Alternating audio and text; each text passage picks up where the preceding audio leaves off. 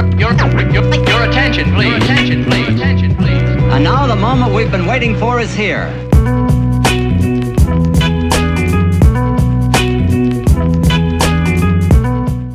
Hello guys and welcome back to the Dan Bennett Podcast, episode 5. Today I'm sitting with Clyde Simms, former MLS player, now business owner, and I'm really excited about today's episode. Dude, thanks so much for coming on. Yeah, I really appreciate me. it. Really good. So just before I jump into it, basically, I just want to kind of give the audience a bit of a background of kind of who you are, your kind of background. So you grew up in Jamestown in North Carolina. Yep. You then went to East Carolina University where you played college soccer. You went to the A-League, which is now the USL, and played there for a season before going to DC United, where you had quite a successful MLS career there, which is amazing. Then you transferred over to the Revolution up here in New England, which is amazing. And then you played against the best team in the world, England, for a friendly game there, which is amazing. So, dude, thanks so much. I just want to kind of talk about your career so far, everything you've had going on. I think the whole point of what I want to do with this podcast was really just interview really successful people who I think are really cool, who I think have achieved a lot, have gone through adversity, have gone through really cool things, and kind of learn about how they did it, and everything about them that's kind of made them. So if you want to just tell me a bit about what was it like growing up? What was it like growing up in Jamestown in the 80s? Was it? Yeah, let's do it. As I've gotten older, I've realized that I had a pretty good childhood, for sure. Everyone was healthy in the family, and we grew. I had two younger sisters. They're twins, identical twins. That's really cool. So that was a lot of fun. They're a trip. Yeah. That's cool. That's really cool. They're 3 years younger, and we went to the same schools when it worked out. I had family close. Actually, one of my favorite cousins. We're the same age, grew up down the street from each other. We, same grade all the way through high school. Great friends. Obviously, playing sports, basketball, soccer, some other things, and I had good friends. A lot of them lived in the neighborhood. It was really cool when I think back. That's really cool. Yeah. That's great. So then, what was the big turning point to go towards soccer? Was there any other sports that you were like, maybe I could go that direction and that direction? Yeah. So I was actually a basketball guy. Really? Yeah. That's cool. My dad was basketball. He's a basketball guy. So therefore, I ended up being. That makes sense. He didn't know soccer. Soccer was kind of new. To youth sports where I grew up around that time. That being said, he was a basketball guy. I was gonna play basketball. Yeah. And soccer was there, and he wanted me to have something to do to basically stay busy until basketball season. Got it. It was kind of like I was just lucky that with the timing. So he put me in soccer, Red League soccer, and he was the first coach. He didn't know what he was doing. No idea. Absolutely no idea. Soccer for dummies. Yeah. And figured out the rules, and back then, everyone just crowded the ball. Yeah, everyone just ran towards it. He would get out, and then everyone crowded again. Yeah, I get that. But he realized, and other people realized that I was pretty good at it. Like, I was pretty good with the control, my body control, and controlling the ball, and I was fast. Back then. Yeah. And so he kept me in it, and every year I played, and I was going back and forth playing basketball constantly. Right. Soccer in the summer and the warm months, and then basketball when it was cold out. It was that pattern all the way through high school, and I think I got to a point where I was really good at both. And I almost quit playing soccer to play basketball. Really? Yeah. There was a time, I think it was freshman year in high school. I almost stopped playing. I think it was club ball. I was gonna still play high school soccer, but I almost stopped playing club ball, which is crazy to think about. Wow, I remember we had called the coach. We were in the car, we called the coach, and then we ended up calling him right back to say we changed our mind. Really? Yeah. Oh, so you literally quit, and then you had to call him back and say. Yeah, that team. So So I was playing club ball and high school soccer. Yeah. So we had called the club coach to tell him this was gonna be the last year. But then we, I think it was a matter of literally 5-10 minutes, and I just couldn't do it. And so I think from there I gravitated towards soccer because, and I have this conversation with my dad all the time, so he knows this. But when it came to basketball, he was a basketball guy. He played it growing up. He knew it really well. So he was on my case.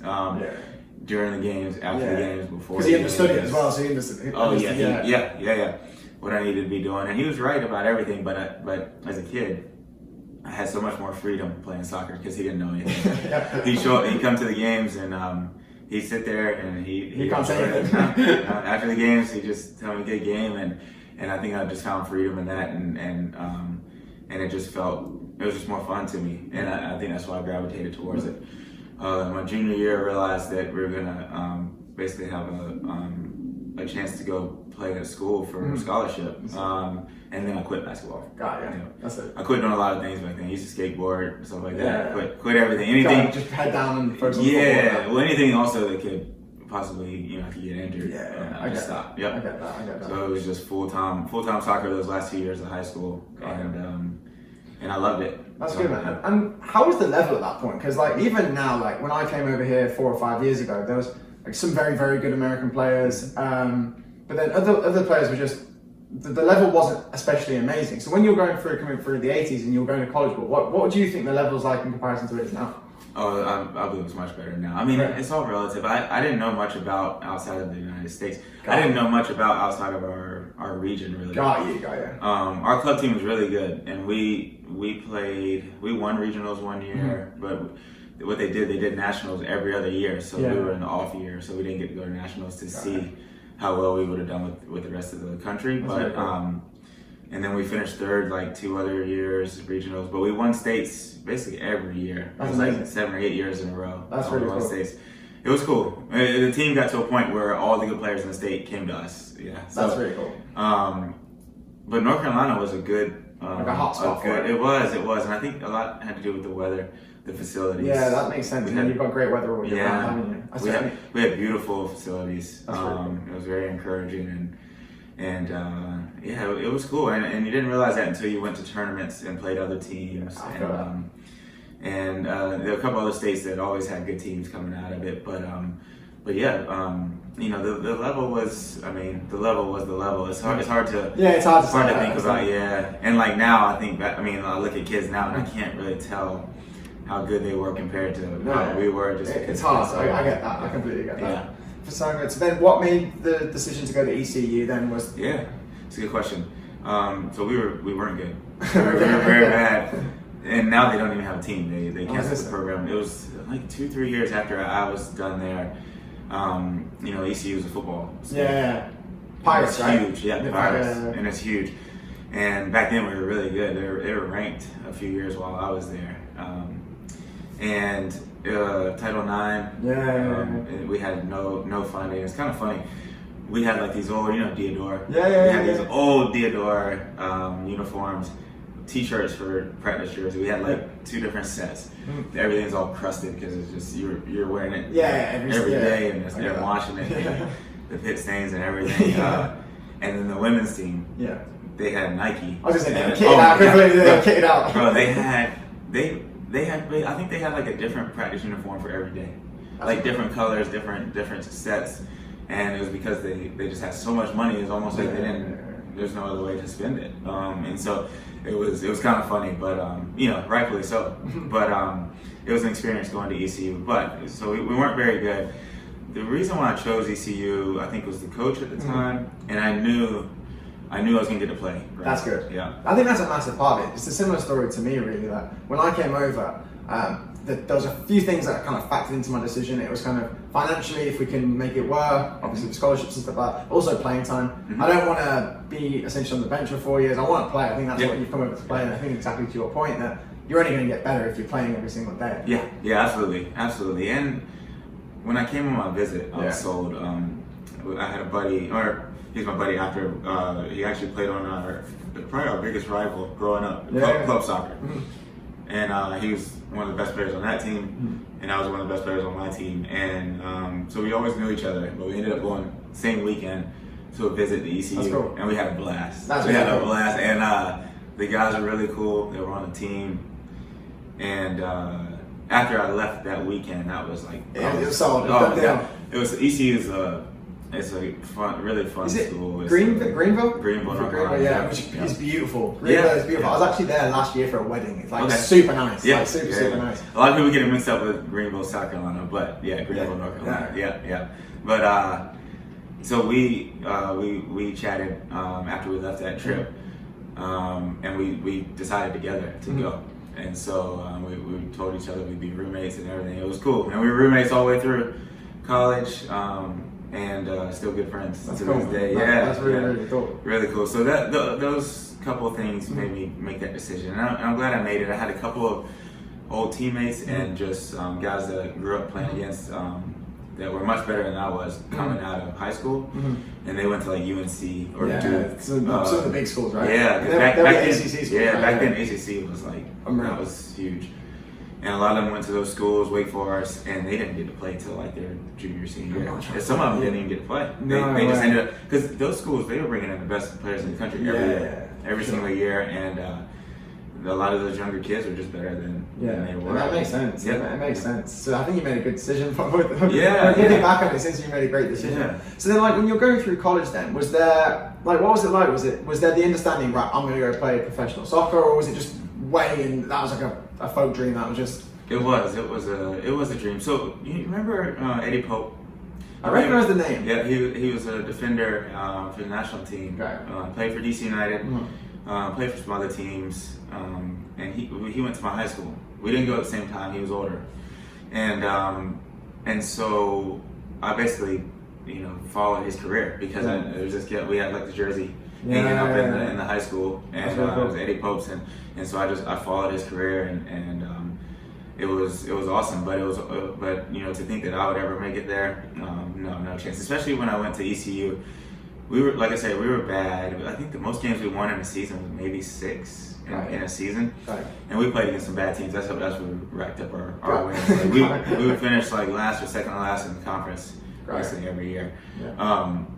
And so we wouldn't get any recognition. Yeah. I might get tough. Yeah, I would get like second team or third team. Yeah, I mean, I think I saw on your record that you're getting all team conference, which is still a massive achievement. Yeah. Because like you said, like if you are in a losing team, the likelihood is you're not going to get people looking at your games. Yeah. So you have to do a lot more to be recognized in those games, I think. Yeah, for sure. And so I majored in construction management. My mindset was that I was going to play all 4 years, and I played some men's league when I got older, and I was going to get a job in construction. Yeah.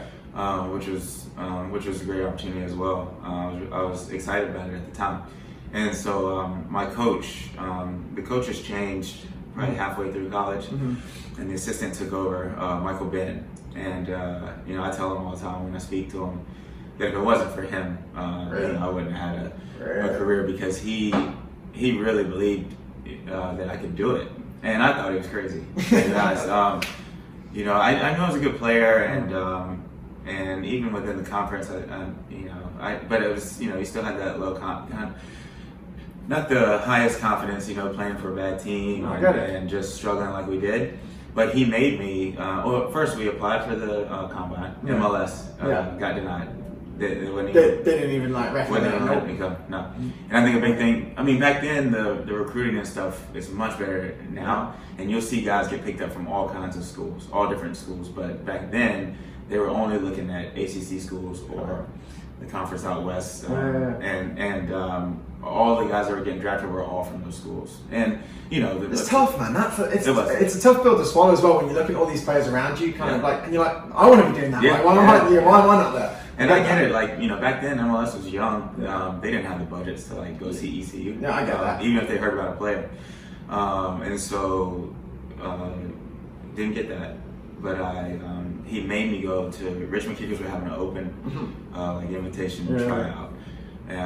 Tons of guys showed up. And, was that one of those ones you had to pay for, or did you actually get to go? We did. I think it was like 150. Yeah. Trust me, I know. We went, or I went, and I remember getting a hotel room and everything. It was like by myself. It was a new experience for me. That's cool, man. Yeah, and show up, and the first day went well, and in the morning of the second day on Sunday, Because it took me 4.5 to graduate. Because of my major was so small that certain class times were only offered like one time, and it would conflict with practice. So then I had to wait till the next semester to take that class. So anyways, I had to spread it out. I was a 4.5 year, but I have no excuses. I have no excuses. So I had another semester that I needed to do, and the coach knew that, right? So and he knew I wanted to finish school. That was a non-negotiable. And but he said if I can create a contract and have you, because the season was mainly during the summer, but there was some overlap at the beginning of summer and some at the end with fall, when you start fall, with school. And he worked it out, and I was able to. He got me a contract. The contract was that's unreal, mate. It was crazy. It was like, well, I lived with my buddy's dad in Richmond, but the contract was like we had to negotiate. Everything was based off of how you did, right? Oh, it's like kind of commission based for soccer, kind of. That's it. Yeah. So performance based, And so we had to negotiate $200 a month just in case I got hurt. So I had to get something. Just at least something. Yeah. And with just that, I mean, $200 a month. And then if I started a game, it was like $150. If I dressed and got in a game, it was $100. And then if I just dressed, I got $50. And that was my contract. That's cool though, man. It was cool. And did you ever have that thought of, right, I could make more money going into management consulting, or what? Or was there ever that kind of thought? Back then, construction management, guys were leaving school and making six figures. I was going to say, was there ever that going, should I go and just do that, or should I go follow this dream to play soccer? Like, it was so much. I mean, I love playing soccer. It was so much fun that I basically chose to just do it as long as I could, because I knew it wasn't gonna be long, and I knew I could always go back to playing soccer. And people around me would tell me that too. You can always go. That's a really good advice. I think looking back on that, if I could give any advice to like my friends who are still in college now, who are still trying to play, just play it as long as you can. Because you can always go and get a normal job. With your degree that you've got, with your work experience you've got, you can always go and get a normal job. But your legs are only gonna last so long. Exactly. But like you just mentioned with your legs, the nature of the sport is you go train for an hour and a half, and then you got the day. So you can be working on a lot of stuff. I had so many teammates that were, and I wish I did the same thing. They were doing they were building their business, or they were building. There's a kid now that I follow on for DC United, young kid, and he got his real estate license, and this kid's selling houses. That's smart. Smart. And he's got everyone wants to go buy a house from this kid who plays for DC United. Smart. All the fans do it, so he's doing well, but you have a ton of free time, so you can do a lot while you're playing. That's really cool. Really cool. And soccer, I'll never forget. It's actually Bruce Arena, the coach for the Revs now. He mentioned this as a young man's sport, and it is. You got to move, and on the pitch, you got to be moving and a lot. And so once you get older, it's difficult. It's funny, So I was playing, right, and then I took maybe a year or two off, and I was like, I'll go play Sunday League. And I just jumped back into a game thinking I was going to be able to move again. And after 2 years of sitting in an office, I was like, oh my God. I was gassed. It was not good, man. So I completely agree. It's a young man's sport. And I look at now 18, 19, 20-year-olds who are athletic, and I'm like, I haven't got that in my locker anymore. It's impressive, man. It's really, really impressive. So then, you're at Richmond Kickers, and how long were you there for before you were like, right? 1 season. So, like I said, the season was mainly during the summer, and so I had finished that first season, and I was back at school finishing my last semester. And so, at the very end of that last semester, I never forget, I was in a movie, in the movie theater. On a date? It was a group of us. We had been together for a while. But it was a date, technically. And so I remember leaving. I had so many missed calls on my phone, and I had missed calls from numbers I didn't have, and then I had missed calls from my coach at Richmond, and then I had missed calls from. Is this mobile phone? Is this mobile phones at this point? Yeah. So it was like the green screen. No color.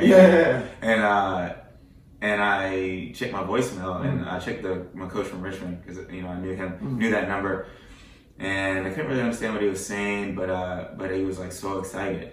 And so what happened was, the U.S. national team, so the team that basically plays in the World Cup, they went on strike. The players went on strike. They wanted more money per game. A lot of guys were traveling from Europe to come play these games, and they wanted to make it worth it, and they wanted to be on par with some of the other countries, the federation. And so no MLS players and no European players would come to camp. That's insane. It was insane. And back then they still made good. I mean, maybe it was just me because I was on that $150. $150 a month. You're like, guys. Bro, we showed up. The camp, and the per diem was like, I was like, I don't even have this much money in my bank account. Like the per diem that they're giving us just for like the week. That's just kind of like a weekly budget, essentially. You get kind of just for like food and like. And that was more than your like monthly expenses. That's hilarious. It was crazy. And that wasn't even the check just for coming to camp, you know, it was just per diem. So they had called in a bunch of, at the time it was A-League, now it's USL. Yeah. They had called in basically what they thought was the best A-League players. And they called in probably a roster full, so a little over 20. So you must have done well in that summer though, to be like, you must have been doing really well. Yeah, I made team of the week a few times. I scored some goals. It was pretty wild. To go back real quick, it was wild that now I was playing professional, and that's where I gained a ton of confidence because, like we just mentioned, it's a young man's sport, and I could run around a lot of these guys, and I was developing so quickly around that time, and I ended up being like one of the best players on the team. I ended up starting every game, and like it was awesome. It was awesome, really but. So I was one of those guys that they called in to camp, and our team was really good, Richmond, and we didn't win the whole thing the year before, but I think we were number 1 in the league, and so we had like 5 or 6 guys come in with us. That must have been quite comfortable as well, especially when you say I'm going to go try do a training camp with the US national team, and then you've got a bunch of boys around you. That's a nice feeling. That's a sense of comfort there. Absolutely. And even on the field, felt super comfortable at camp. Oh, I can't say that because now I'm in front of Bruce Arena, and at the time it was the coach and the assistants who I've only seen on TV, other games, and we're in front of them trying to impress them. Yeah, of course. But Bruce took a liking to me, so we were there for about a week and a half to 2 weeks training. They had a World Cup qualifier coming up, and so I think if it was a friendly or anything like that, they probably would have just canceled the match. Got you. But World Cup qualifier, they couldn't do it, or they would have lost. They would have forfeited the match. So they called in us. We're there training. We had like 4 weeks to get ready for this thing. We're out of season. We're like still a few weeks away from starting preseason in the A-League, and so you weren't even at peak then, really? Then not even close. Because the season back then was only 3 months, so it's not even like we had a long season. Wow, yeah, we were super out of shape.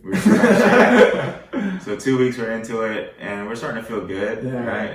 We're starting to figure out who lineups and stuff like that because we only got 2 more weeks to the game, and we were going to travel to Trinidad and play. That's it. But around 2 weeks, we were at dinner. I think Manhattan Beach, and sitting outside. It was nice out, and one of the guys that played for the team in Richmond that was there as well, his wife called him. He walked away from the table, and she had seen on the news where they came to terms. Got it. So the strike was over, and it was time for the Scabs to go home. Yeah, so was that a bit heartbreaking when you got up? It was. Everyone was kind of down, but then we started drinking beers and. That's just an amazing experience. Oh, it was.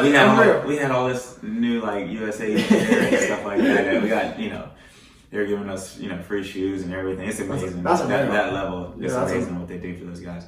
And we were just embracing the opportunity. I mean, that's something that even if it was just that, I would never forget that. I tell that story. Especially young as well. That's like I think I was 21 at the time. That's unreal. That's unreal. It was wild. So right after my buddy came back to the table, maybe a couple minutes later, I got a phone call from Mooch, who he's passed away. He was assistant for Bruce back then, and he gets me on the phone. He says, "Do you have any plans the next couple of weeks?" And I'm like, "No, I was planning to be here." Whatever you need, coach. What do you need? Well, the strike has ended. I don't know if you heard yet, but the strike has ended.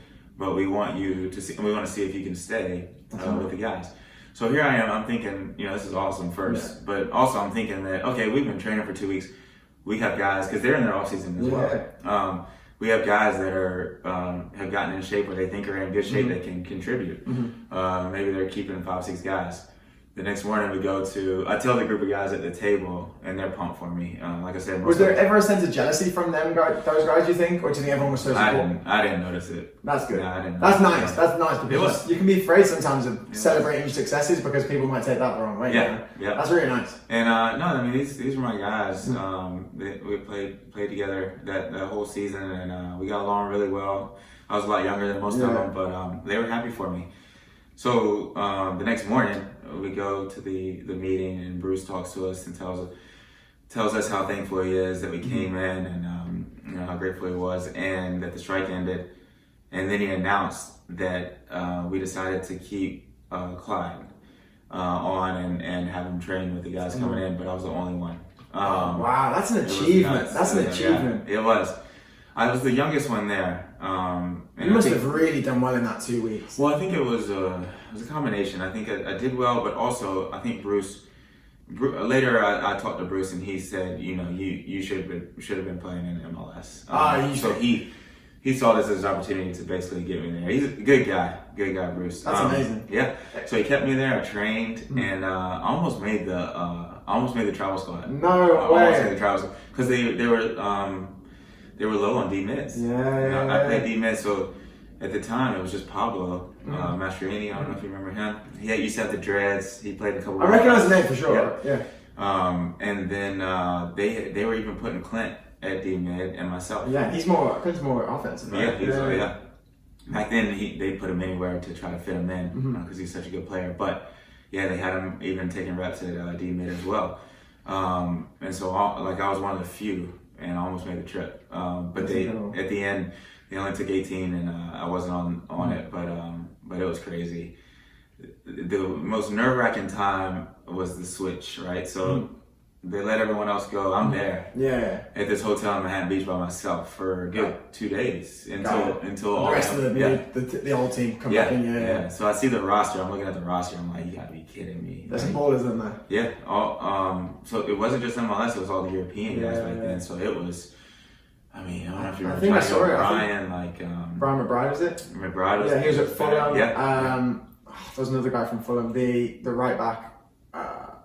I can't remember his name. I think there's Cherundolo was there.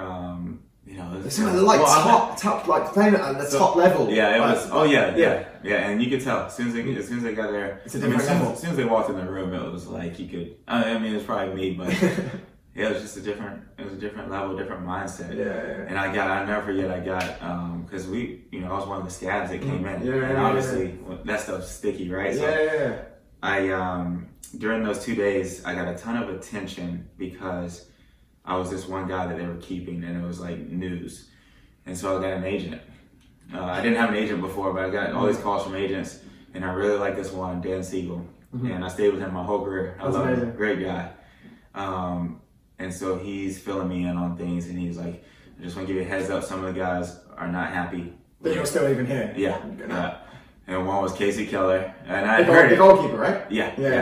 And I heard it, and so I knew beforehand, but he definitely was not happy. Like he didn't want to look. Goalkeepers are weird. Goalkeepers are weird people, and some of my best friends. So mine my goalkeepers. They're weirdos. Yeah, they are. You gotta be, man. Yeah. Diving around and jumping around, and but anyways, but I killed him with kindness. Like I think he also saw that. I was a hard worker, my position, and I was a team player. Like I'll never forget. There was another camp after. He was still mad about it. This is so that camp ended, and we started season. Also, let me go back a little bit. My agent, I was talking to him every day. So I got all this attention from MLS teams now because I was this one kid. I was this one kid that. And I was still under contract with Richmond. I was this one kid that they kept, and so almost every team was wanting to take a look at me or asking about me. And somehow I don't know how this works, but DC United bought my rights So they like, I have no idea how that yeah. works. Back then, MLS had some weird rules. So could Richmond kickers say, hey, you can buy our players, right, so you can kind of transfer them over to your team? Is that how it So works? no, it was just within MLS. So if I ended up in MLS, they had my rights. So they had first pay. Got you. Yeah.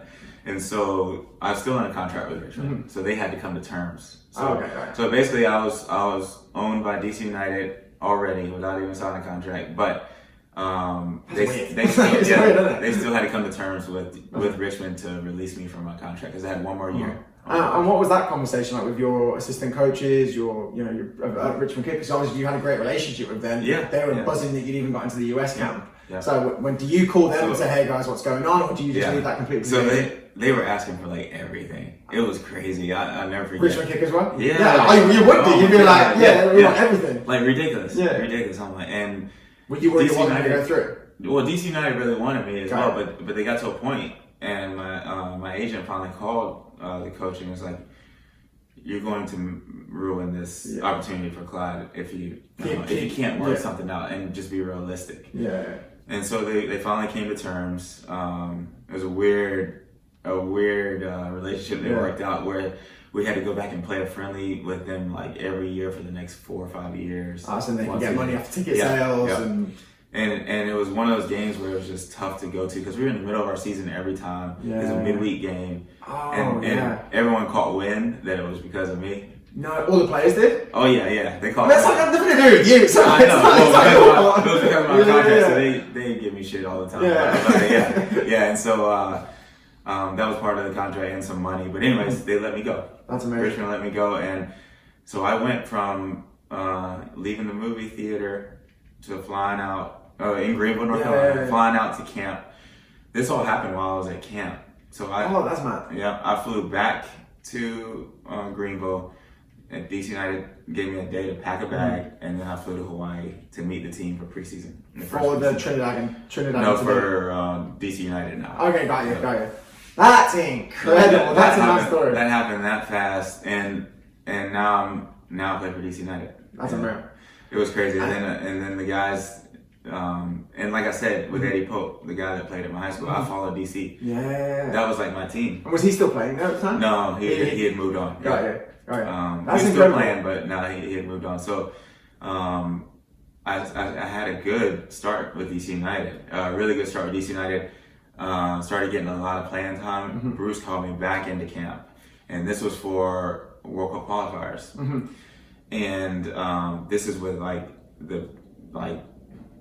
the team. Yeah. It was nuts. And so I go back to this camp, and this camp's in Chicago because we're playing a friendly against England. Yeah. And then we have Costa Rica at home in Salt Lake, and then we have Panama on the road in Panama. Wow. And that was at the Bear Stadium? Was it Soldier Field, I think it was? Soldier Field was the friendly against England. Yeah, that was like a tune-up for these two games.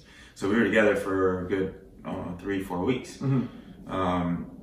And that camp was amazing. It was amazing. And I was on the bench for every game. Almost. I got my first cap in that friendly against England. 1 minute left to play. I saw you came on. What's the highlight of it? It was really I got cool. one minute of playing time with the national team. That's incredible though. It was awesome. So then talk to me so for the guys watching this who are in college or who are growing up who are going to watch this and want to be a professional soccer player, what's even the background of that like? What's it like in the team bus? Like what's the behind the scenes experience like? Because are you low key thinking I'm about to play in front of 45,000 people against England for the US national team and only a few weeks ago you were playing A-League with the Richard Cooper. Is there not that part of you like where your heart's going yeah. But you grow, you're with that team every day, every meal, multiple times a day, and they become your friends. You tell each other stories, you get confident, you grow confidence in that alone, right? Just in that environment. Yeah, in the environment and training, and you get to a point where you feel like you belong once you're in there. And guys are high-fiving you and stuff for different stuff, and your ability comes out, and a lot of it has to do with confidence and that belief. That's really cool. For sure. And so that's by the time that game, I mean, I wish I could remember exactly how I felt, but by the time it was game time for that England game, I was in a place where like, this is my team and these are my teammates. Yeah, you felt comfortable. That's really cool. Because the crazy thing is, I mean, as crazy as my story was, all these guys had stories. It was very few guys that were like really the man from when they were kids. There was always a point where they now are who they are. Yeah, they kind of leveled up, or they had to grow into a position or something. Yeah, or something. That's really cool, man. Yeah. That's really cool. And then once you figure that out, and that's when you really feel like you belong. Yeah. You know, so it was cool. So what's your dad saying at this point? Is he like, dude, I wanted you to play basketball? Oh my God. Yeah, it came at one time, and it was like an uncomfortable situation because he felt bad. I mean, I never forget one time when I was young, and I used to go in the backyard. I love juggling a soccer ball. Yeah. I love just doing anything with soccer ball back then, and I always wanted like the newest cleats. Yeah. I didn't always get them, but just I've had those same arguments with my mum in the sports store for hours trying to pick the right cleat. And there's always that cheaper version. Yeah. And I had to like negotiate with my mum, going, Mum, these ones have a better rubber, so it's going to have to kick the ball better, you know? Sure. I've been there. There was always a big difference. They look the same to them. But I'll never forget, my dad must have been in the house trying to do something, and he needed my assistance. Yeah. And I was outside, I couldn't hear him. And I'll never forget, he busted out the door, and I don't want this to make my dad sound like a bad person. He was awesome. He's the best dad. The best dad. We can get to that later. But he came out, he was so upset. He was like, you didn't hear me, calling your name. I'm like, no, I'm out here. And he needed my help he needed me to hold something while he did something. So I follow him in the house, I help him out. And while I'm helping him, he said in that moment, he was like, you need to, because at this time there was no MLS. Yeah. There was no like future for soccer in America. Yeah. It's hard. Yeah. I get that. It's they really play games. I remember watching Arsenal back in the day. They show a couple games, and that was it. They show a couple Premiership games in the U.S. on Fox Sport at the time. Because now you have an NBC, you have literally back-to-back games all morning, and then you have or you have access. You have like internet access or whatever. Back then, nothing. Yep, whatever they showed. But there was nothing in the U.S. And he had mentioned, he was like, you're gonna have to, you're not gonna have a future with this ball, and you're gonna and I was stubborn. But it's helped me to this day. I think you needed an edge of stubbornness. I genuinely believe that. Yeah, but we had a conversation, and it was a joking conversation. Yeah. But he was like, it made him upset, so we don't really talk about it anymore. Because you were like, you told me I wasn't going to have a future, and then there you are representing the USA. Yeah. That's insane. That's really cool. And he's like the most proud dad, and it's coming to every game they can come to, driving up from North Carolina to DC. And it was, So awesome. you know Conor McGregor, right? The UFC fighter. Yeah. He had a very similar story. Like his dad was so anti-MMA or anything, and Conor McGregor was like, the dad couldn't see there's no future for an MMA. You're just fighting in the cage, and now obviously Conor McGregor is where he is. Yeah. So I imagine it's a kind of similar thing. Is that it's very hard for the parents to see when there's not a direct avenue for it. But when you make it happen, that's really cool. No, it is. Yeah. So and it was cool to make my dad proud. Or my parents proud in that capacity, but what's mad about this though is it seems that you had all this super early on. Like that was in 2005, the England game, and you were on the World Cup qualifiers in 2005, 2006. Yep. That's only you start your professional career in 2004, I think. 2004 was Richmond. So it's super in its infancy. It's not like you're in 5th, 6th year where you kind of built all the steam behind you. Yeah. Super young to it. It happened fast, That's really cool, man. That's cool. So anyway, so then the USA stuff finished, and then you just carried on the DC United. I think you were there for 7 years, was it? 7 years. 7 years. Yeah. Amazing had a good career. Yeah. At the time I left DC United, I was like top 5 in games played, which was crazy to see some of the names that were like underneath. Oh, for sure. But I mean, a lot of those guys got either traded to other teams and stuff. But yeah, I was like top 5 at the time. I had one season where I played every minute. Except for 3 minutes. Still mad about coach taking me out. I was on a yellow and he didn't want me to get a red. It was 3 minutes left. I'm like, took me out. But had one of those seasons. I got team MVP 1 year. That's amazing. Yeah, I think that was the same year, 2008. And it was good. I mean, I played team captain a few times. That's incredible. More when I came here to the Revs, but It was a really, really good experience. Some of the relationships I formed, on and off the field. But I imagine I imagine you become part of the community when you. Which is really, I imagine, an amazing experience. I tell people all the time. My girlfriend and I at the time, I mean, we had like the key to the city. It was crazy. We go to any concert, any Redskins, Redskins at the time, Wizards, any game. You just get hooked up with all the stuff. Oh, it was awesome. It was awesome. That's unreal. That's unreal. Yeah, it's the perks. Yeah, it's the perks. It was the perks. So kids watching this, that's why you need to become a soccer player. That's why you need to do it. That's really cool. So then you went to the Revs and you had 2 seasons there. Yep. And then that was kind of towards the end of your career, right? It was. Yep. And my and that's when my kidneys started to take a turn. Yeah, and that's something that we didn't mention earlier. Is I think when you were going through high school, you got diagnosed with a kind of rare form. Was it a rare? Super rare. Yeah. FSGS. Yeah. Super rare form. I've got the writing somewhere. I can't say it. I can't say it. To be honest, I can't even remember all the time. Segmental. So you got FSGS, and which you got diagnosed with in high school. So I didn't really get diagnosed until I was here, but the doctors were like 99% sure that's what it was. Got you. So when you're going through something like that, then, because you know at some point your kidneys, unfortunately, are gonna kind of relapse on you. Is that kind of what's gonna happen? Yeah. So that's the only thing that I was told when I was young. I was young when I realized this. They said, everything's fine now, but there is no cure for this disease. It just slowly takes away your kidney function over time. So there's gonna come a time where you're gonna either have to go on dialysis or get a transplant.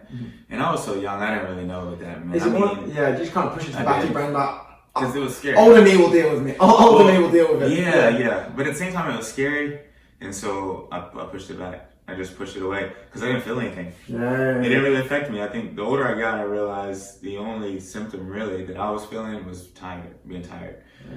What I also realized after a while with playing soccer was that it took me longer to recover from, just from regular soreness from games and stuff, but also from injuries. It took me probably double the time to recover at the end of my career. No, I can imagine. Especially when I was with the Revs. Yeah. So obviously, when you were playing, unless you had like access to really top doctors and everything, were they starting to say, look, you're starting to kind of experience some kind of kidney failure here? Were you starting to monitor that towards the end of your career? Yeah, it was crazy, and I'm a firm believer that everything happens for a reason. I agree. Yeah. When I was at DC, I was kind of on my own.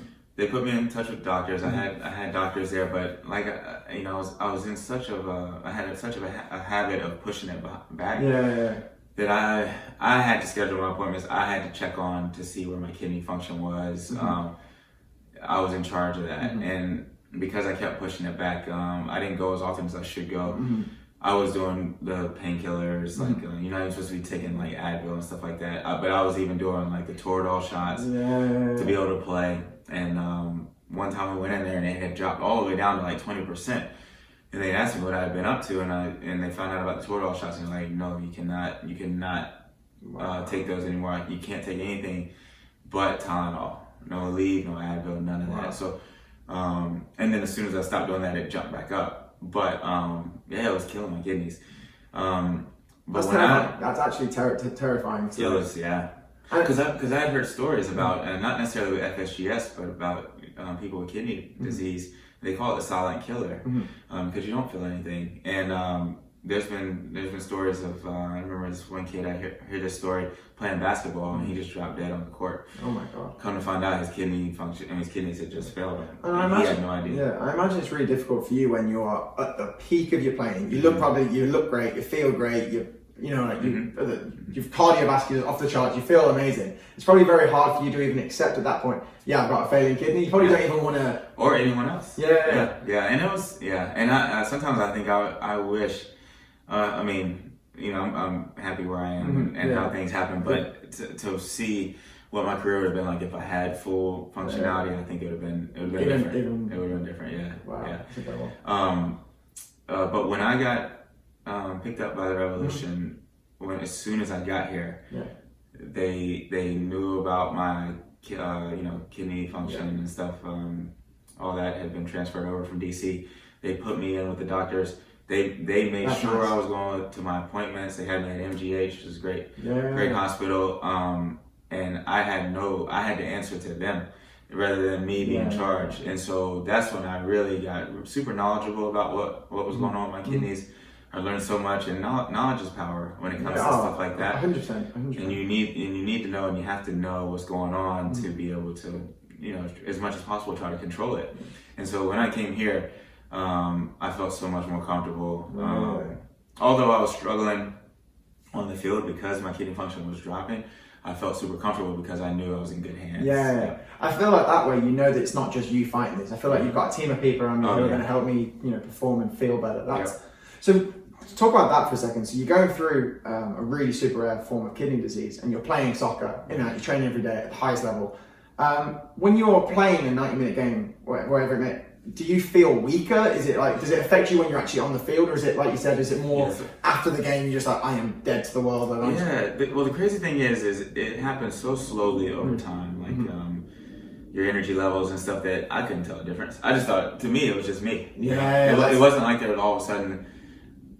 This year I had so much energy, and then the next year I didn't. It was so gradual that I couldn't really tell. The good thing was, at that point I had established myself so much in MLS, and although I was new at the Revs, the coach was great. He allowed me to take days off. That's nice. He allowed me to, I'd have the like we call them pro days, where I was jogging around the field and stretching. That's nice. While the team was training, and it didn't affect my playing time because at that point they knew what I could do. No, that's great. That's really great. So, I mean, I think that's just vital for recovery anyway. Like, you need those days when you're coming back off the back of games. You need like a recovery day just to kind of get your legs back. And that's insane. So you had 2 seasons at the Revs, and then. Was there one moment where you're like, it's time?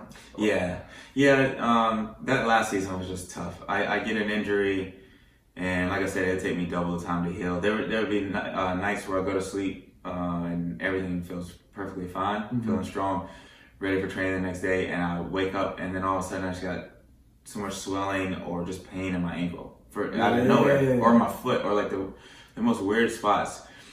When your kidneys don't function the way they're supposed to, it doesn't filter your blood the way it's supposed to. So, and it affects you in so many ways. And you have toxins that just build up.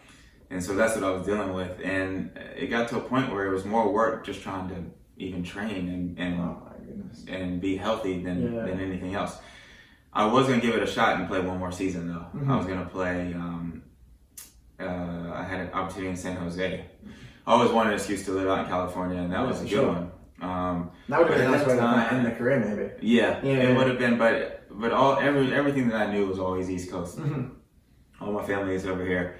All my friends, I had a good amount of friends in California, but they were out in like LA and stuff like that. But and at my age, and what I was dealing with my kidney function and just all the injuries, I said, I just don't want to, up and move across the country for one more season. I get that, and I think there probably is that thing is where I've got a team of people around me here that understand my medical records, they understand what I'm going through. It would maybe be a bit of you don't know what the medical treatment you could get in San Jose. It might not be the same doctors. It might be like DC where you're kind of back on your own a little bit. You don't want that. You don't want to kind of put yourself at risk. I completely understand.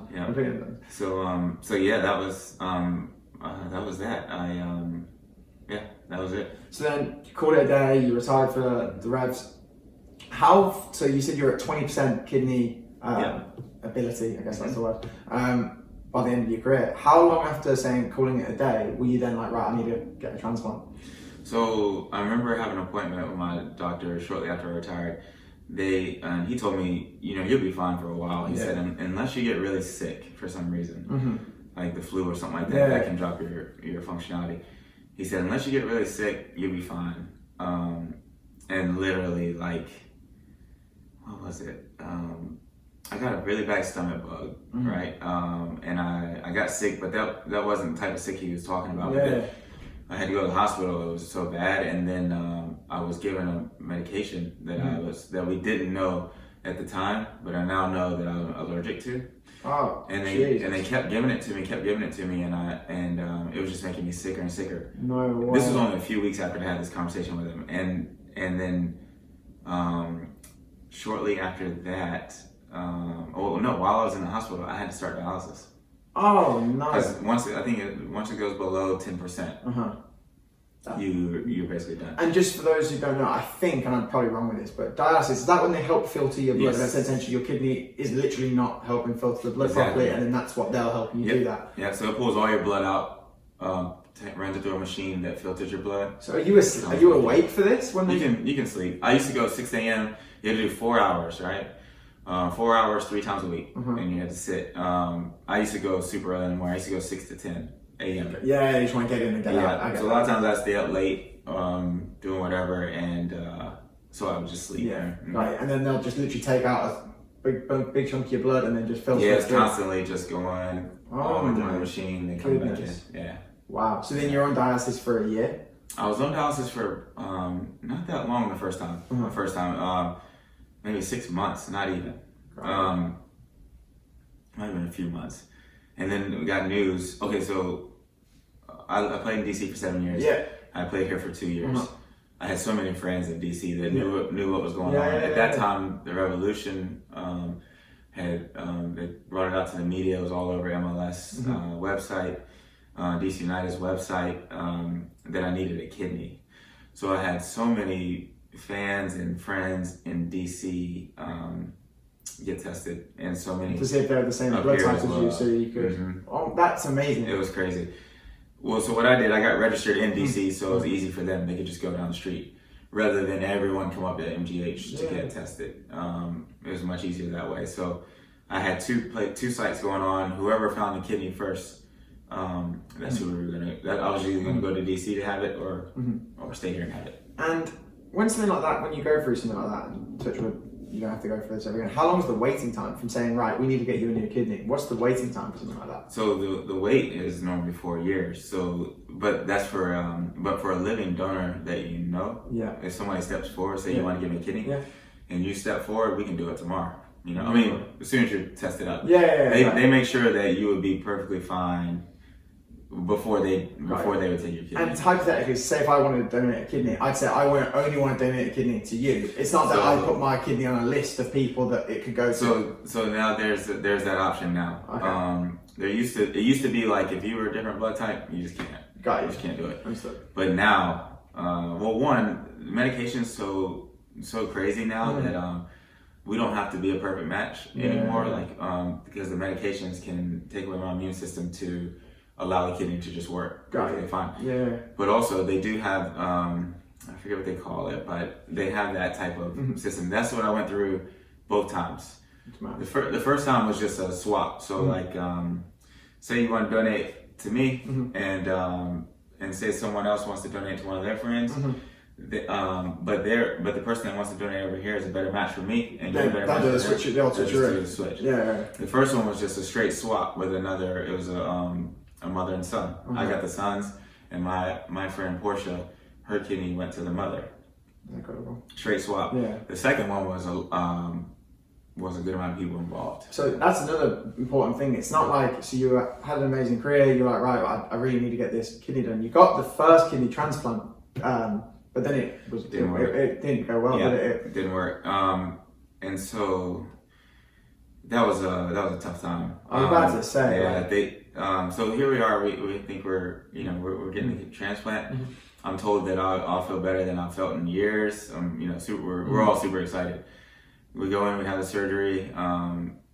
Everything goes well. Then the next morning, I go in. They just go to check the kidney. So you were still in hospital at this point? Oh yeah. You're in there for a little bit, maybe a week or so, recovery. And there was no blood flow through the kidney, within the kidney. Oh God. So then, and it was one of those situations where like I'm just sitting there, they're just doing an ultrasound, and she has like a concerned look on her face, and the nurse, and then she calls in one person. They come check it out. Then they have a concerned look, and then they call another person, then another person, and then while I'm there, they're like, "All right, we gotta have you operate right now. The kidney's not working right now. We're gonna try to make some adjustments." So was there the initial thought that maybe if they did some alterations, they can get this kidney to kind of kick in? It's a while. Yep. So we do the surgery. I think it was another 2 days. They were still waiting for full blood flow. Never came. So then they took it out. So I had basically three operations in just a few days. Just oh my goodness. Put it in, take it out, put it in, take it out. Yeah. So when you wake up the second time, then they're doing all the alterations again, and they're like still there's no blood flow going through. And they just took it out. So then they take that back out, and I think this is a question I asked you earlier. So then, for you to survive, then are they then relying on your previous kidney to do the filtering, which is now running at less than 20%? Correct. So when they put that one in, I basically had 3 kidneys, but the 2 weren't operating at the percent that we needed to. So, but they don't take the old ones out. They say it's unnecessary. It's unnecessary. They leave them in, and once they stop working, they just basically shrivel up to like a raisin. But it's no harm for them to stay in there. Yep. So then they put you under for the 3rd time. They take out this one, you're back under that, and then when you wake up from that you're like probably devastated, I can imagine, because you're thinking that you've just climbed Everest, and then to wake up and find out that you've got to climb it again, I imagine. Well, to be honest with you, Dan, at that time, I just wanted to go back to dialysis. That's how difficult that probably week and a half in the hospital was. I'm like, just put me back on what I was doing. Yeah. Like it was just rough. It was rough. And how do you feel, by the way, like your physical body? Are you just drained for energy, or are you walking around kind of? When I had the so when you're just on the dialysis prior to the first surgery, are you feeling okay? Or Yeah. So dialysis made me feel better than I didn't realize how sick I was until I started dialysis. Oh, really? Yeah, my energy automatically went back up. The actual process of dialysis is a little taxing. So when you first start it, you need like a 2-hour nap afterwards. Right. But after a while, your body gets used to it, and like by the first end of the first month, second month, I would hop out of the chair. I'd go to work. I'd work the whole time I was in the chair, and then leave and go straight to work. Wow. Right. Yeah. So it was difficult, but I just had that mindset, and I had good people around me that were like, you're gonna get a kidney. It's gonna be all right. But also, worst case, you can live on dialysis for a long time. And that's just kind of what I was going to say. So, say for example, when you then go back onto dialysis, is there any? You said it's normally 4 years to get a kidney, but then was there any idea how long they could sustain you without getting a new kidney? Oh yeah, I mean you can live. There's people who live on dialysis for decades. So it wasn't like you could see the horizon coming or anything like that. No, Georgetown. So I got my first transplant down in DC, Georgetown University, and they told me we're gonna get you another kidney soon because they had so many people that had tested and so many people that were on track to be good donors, good candidates. But they had already, Portia was the best at the time. And so they just kept going through that same search. Yeah. Right. And they told me, that they'd get me one, but it was a good year before. Wow. So you're back on dialysis for a year, and then you had the now second kidney transplant, or probably 4th surgery at that point. Really? Yeah, it would have been 4th. Yeah. Wow. Second transplant, and that one was pretty crazy. So my ex-girlfriend that I spoke about before. That I lived with in DC. It was devastating. The first kidney didn't work, but everyone knew that I was getting a kidney, and like people thought I was gonna die because the kidney transplant didn't work. A lot of people didn't know how. They don't understand all the ins and outs of it. So you're probably a little bit more relaxed because you can kind of say, you know that you've got time at this point. Right. And so, so when this second kidney came around, I told my sisters, told my parents. And we talked to each other and we're like, we're not going to tell anybody about this until it's a success. Yeah, you don't want to jinx it. Yeah, so we didn't tell anybody, right? And so I got the news from the nurse and we're like, we're going to operate and maybe 2 more weeks. And we're going to do the operation and get you a kidney. So we're pumped. We're keeping it a secret. And I got a call from my ex-girlfriend, Katri. And she's like, how you feeling? And I'm like, I'm good, per usual. And she said, why didn't you tell me that you got a kidney, that someone's giving you a kidney? And I said, well, we decided not to tell anybody. But I'm like, but how did you find out? And she said, because I'm the donor. And it was just, I definitely had tears in my eyes. It was just, it was crazy. Oh my goodness, I can't even imagine. And what was your relationship like with her? Like, post relationship did you ever expect her to do anything like that? Well, the type of person that she is, I I wouldn't put it past her, but she hadn't said anything this whole time. You know, That's she'd amazing. check in with me and see how I was feeling and stuff, but I never even knew she was going through the process in the first place. Wow. I think she mentioned something way before the first kidney transplant that she was getting tested, but There's nothing after a that. lot of people said Yeah. that, you know. It was Oh nuts. my god. So, and I don't have her kidney. We went through that exchange. Yeah, no shame. So Yeah. her kidney went to someone else, and Yeah. their kidney came to you. So she donated so that I could get one. Yeah. And then, so you wake up from this surgery. Mm-hmm. They're doing the normal tests. Are you thinking, oh my god, Yeah. please just make it go right? Well, yeah, and what they told me, I started producing urine like right away. So when the kidney function stops working, you stop producing urine. Yeah, Because yeah, yeah. when you urinate, you're releasing all those toxins. Yeah, got it. Yep. So the kidneys filter out all those toxins, and it comes out when you pee. And that was I was still producing urine, but it was, for the most part, it was done. And so I remember I woke up and I looked down and I got a bag full of urine. Like it's like I'm just like peeing for days because it's working. Yeah. It was, Did you know then as soon as you saw that you were like, it's and then the nurse came in and said, yeah. That's it was, amazing. It was nuts. That's incredible. Yeah. That's really It was cool. wild.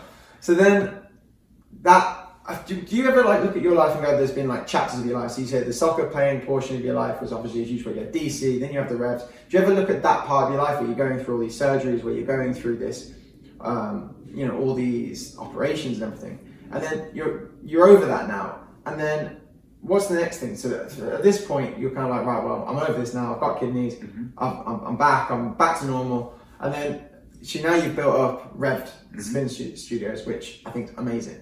So how did the transition go from going from soccer player to operations in your kidneys to then you're building this spin cycling business? Yeah, so me retiring and then Revs coming to life and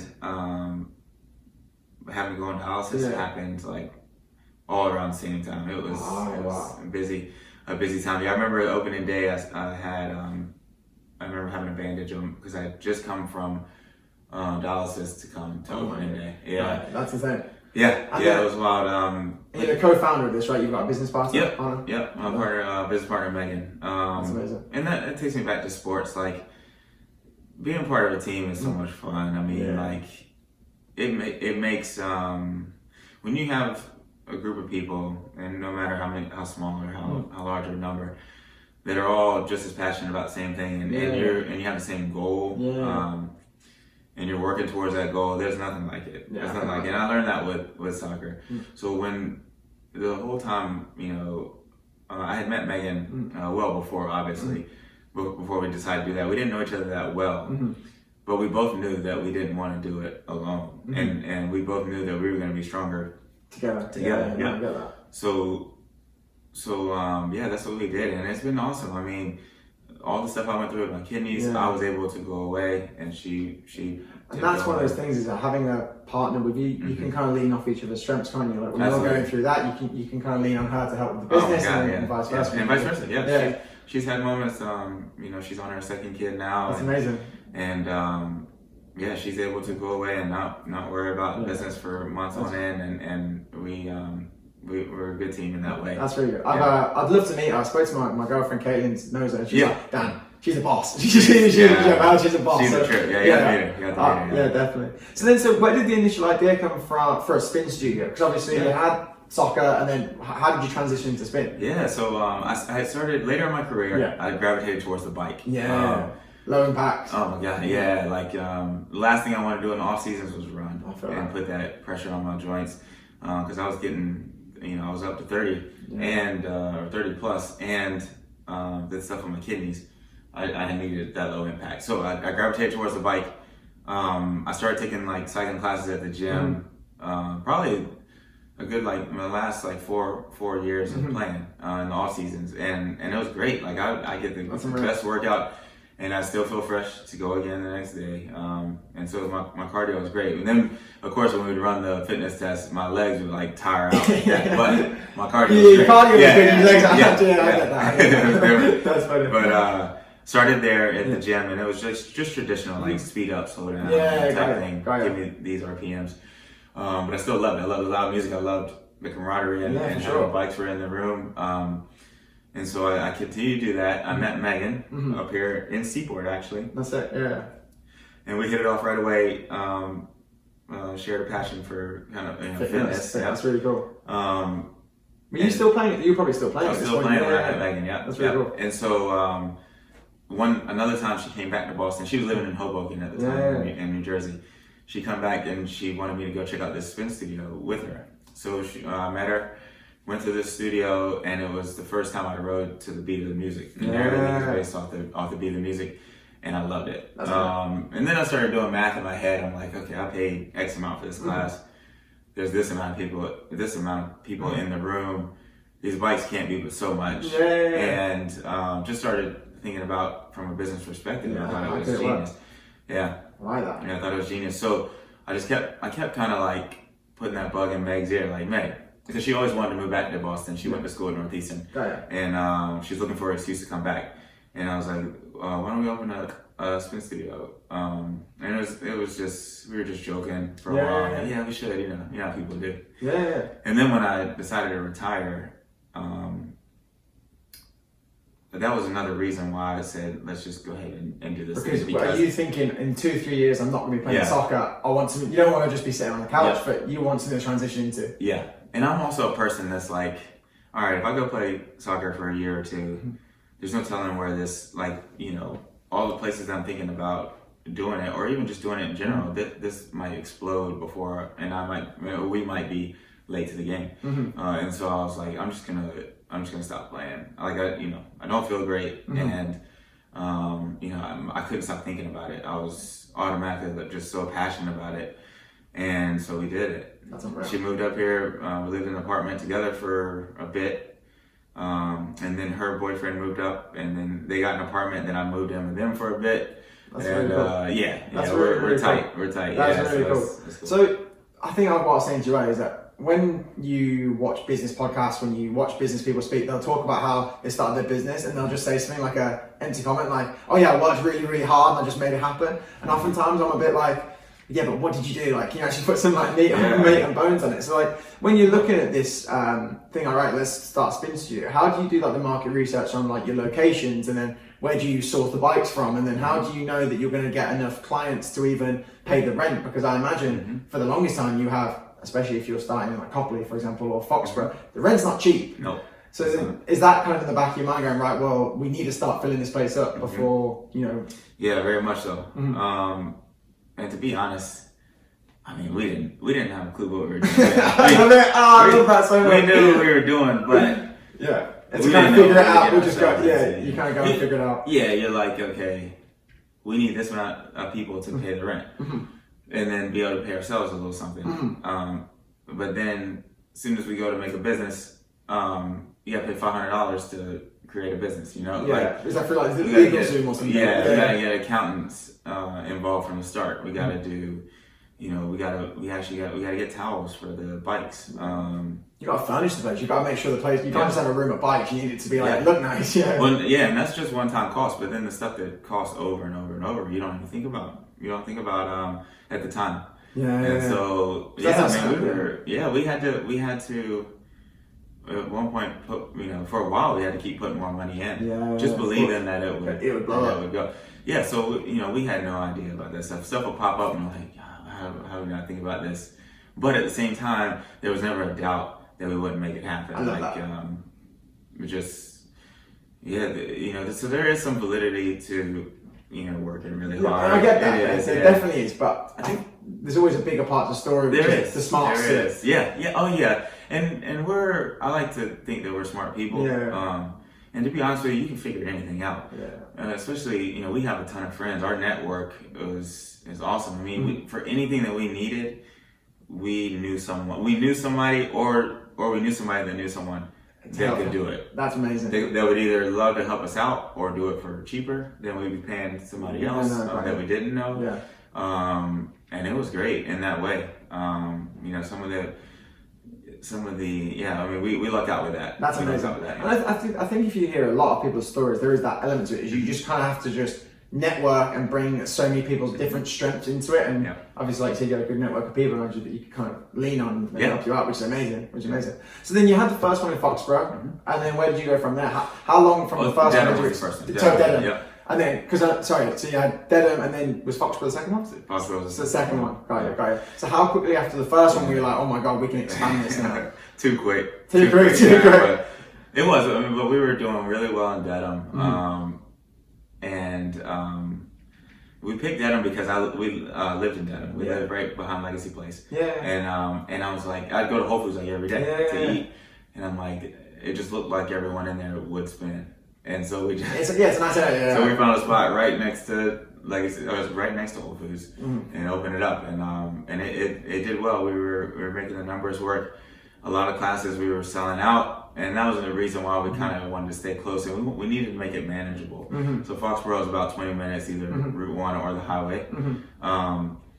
And we, I think we got an email from like a landlord. Just they shoot that like blast massive, out, to see if they can catch anyone to get in there, and they got me, and I called the guy. He showed us the space. And then we just ended up in a lease there. We worked with that broker again and that was probably like a year and a half after Dedham opened. It was a little quick, but like I said, it was manageable. We were able to use the same instructors at both studios. I was about to say, so then are you then hiring multiple staff, or are you then just bringing, hey guys, you're now going to have a shift here, and then you're going to have a shift there as well? That's more. Is that quite a hard part of the job, hiring? I imagine that's really tough, finding people with the same kind of passion and enthusiasm to your business that they have, you know? Yeah, but that goes back to, I take everything back to soccer and playing. I learned everything from playing soccer and just being part of teams and watching managers, watching managers manage people, watching how they operated. And the thing I'm most thankful for is not just the good teams that I played on, but the bad teams. And why we were bad. Why the atmosphere was so bad and so poor. I learned more from those than I did from the good coaches. It's funny you say that. I think I'll probably steal that off you as well, because I think in the bad moments you learn probably so much more than when everything's really easy. You know? Oh yeah, absolutely. So, the biggest thing, you got to make people feel a part of part of what you're doing. Yeah. People want to be a part of something. You know, at the end of the day. Yeah, money's good and everything, but a lot of people have money and aren't happy or feel kind of alone in that way. A lot of people, I guarantee you talk to them, they would be happier taking less money and really being a part of something, you know? It's literally why I've built this podcast, for exactly that reason, exactly. And I think, like you said, people want an identity to be part of, and I think if you can put them in a culture or an environment where they're around nice people, are all on the same mission, driven by the same values, then ultimately it's a recipe for success, you know? Absolutely. That's amazing, man. That's really, really cool. So then you get to 6, which by the way is incredible. You've got 6 spin studios, you've built a really cool culture, you've got cool teams, everyone loves it. And then 2020 hits, and then the world stops. And then this year it just goes completely to shit. So would you be able to tell us how you've kind of, how you've evolved during this year? Because businesses have been put on, you've had such, I don't even know the word, just such struggles this year to even get through, So Yeah, it's been difficult. The first thing you got to go to is where can we cut money? Where can we cut spending? You got to go to the landlords first. And, thankfully we've had really good kind of relationships with our landlords. And then we had to cut staff. We just had to. We were paying out so much in payroll. We would have been done in a few months. I get it. Yeah. Because you have to close the doors, right? Yeah, because we had just opened up 3 new studios. One was open for 8 days, one was open for 14 days, and then the other one had been open like 3 months. So basically the worst possible time for COVID to hit right when you just opened 3 new studios. We were so pumped. I mean, everything was in place. We had managers in place, we had instructors in place. The team was ready and set. And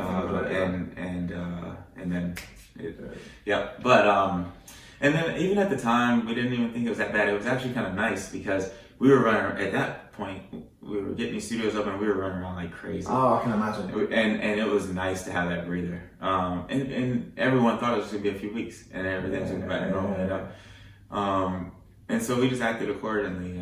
We needed to make money, so once we realized it was going to be a little bit of time, we started doing on-demand classes. We started filming classes just to keep people involved. And then we decided to rent out our bikes. Which is smart. I mean, you need cash flow. I mean, it was great. It was great. And they rented out like that. I mean, like I said, everyone thought it was just be a few weeks. So will you rent that out on a one-time basis? Say if I wanted a spin bike here to do an on-demand class, you deliver the bike to my apartment, and then do I rent that for a certain amount of time? Or at the time, it was in the contract to keep it until we reopened. Like that okay, so it's not like a daily basis or anything. Yeah, that was a commitment that you had to make to get to take one. Yeah. But of course, it started going on and on. People started losing jobs and stuff. So if someone needed to return it, we took it back. That's fair. And then it worked out. We had so many returns, and then the weather got nice. We started running outdoor classes. Everything was much safer outdoors. And so that was our jam for a bit, and we did that. Every location we had a parking lot. We talked to the landlord, can we get out here? It's nice, man. Yeah, and so we did that. And now that it's gotten cold again, we're having to pivot again. Got it. And I think, you can do indoor classes at the moment. You just have to put up certain parameters between you. Well, you can be one or two things. You can do the partition. And then 6 feet with mask, I think, and then, or you can just be far enough apart. And right now that distance is 14 feet. Okay. I cannot imagine doing a spin class with a mask on. I think that would. Well, that's why we've only looked for big spaces because we can't ask people to ride. People pass out. Especially the way we ride. It's a super athletic ride, and it's difficult. Yeah, I've done it before. It's like a nightclub. It's like a nightclub that's spinning. It's really cool. And so now we have pivoted into that. We're launching we're selling bikes now, starting today. That's cool. Brand new bikes. That's cool. We worked it out with our dealer, and they can do a payment plan and everything. So that's really nice.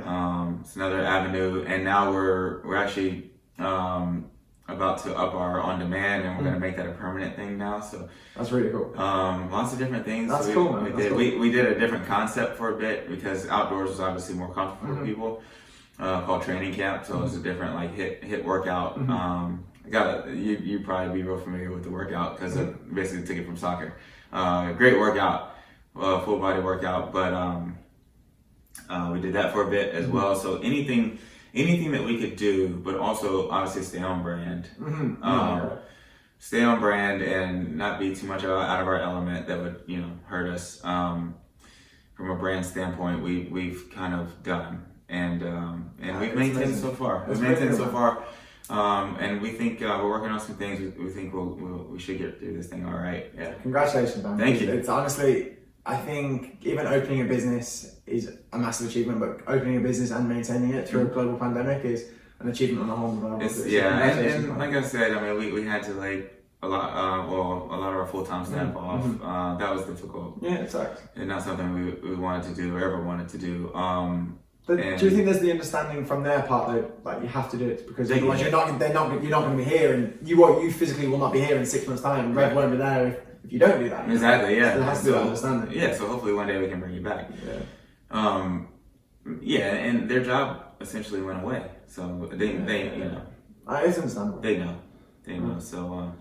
And all of them are still working at some capacity. So a lot of them were instructors and full-time staff at the same time. Got it. And they're still teaching classes. Oh, so you can bring them on a part-time basis? Oh yeah, to teach classes, everything's contracted. So just get paid for the class. So everyone still works for us. Oh, that's amazing. But the full-time salary we had to get rid of. Oh, that makes sense then. Mm-hmm. Oh, so they're still involved then. Yeah, they are. That's perfect. That's perfect. Yeah.